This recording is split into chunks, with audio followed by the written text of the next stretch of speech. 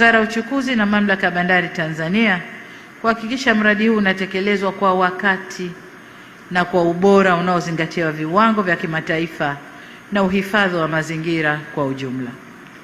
Lakini pili, kwa Wizara ya Nishati kuimarisha akiba ya kimkakati ya hifadhi ya mafuta au National Strategic Petroleum Reserve ili kuongeza uwezo wa nchi kujilinda dhidi ya misukosuko ya kimataifa na nishati, ikiwemo mabadiliko ya bei katika soko la dunia.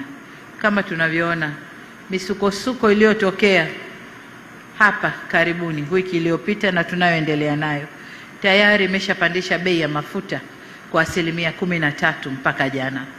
Sasa hatujui leo na siku zinazokwenda, lakini tumwombe Mungu watu wale wakae juu ya meza, wazungumze, wakubaliane na hii misukosuko iishe, ili dunia irudi katika hali ya kawaida kuendesha chumi za nchi zetu. Kwa hiyo ni vyema kutokana na mabadiliko hayo ya siasa za kidunia tukawa na mradi kama huu ili kujihakikishia usalama wa nishati hii ya mafuta.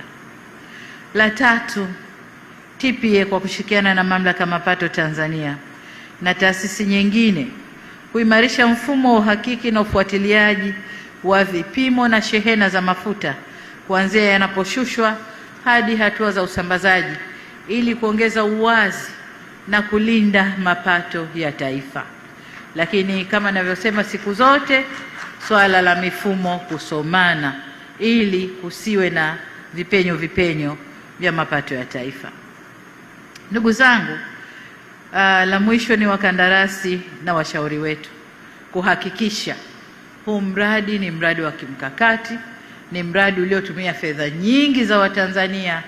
Kwa hiyo watujengee kwa viwango vinavyotakiwa na watujengee umalizike kwa wakati ili tuanze kuutumia.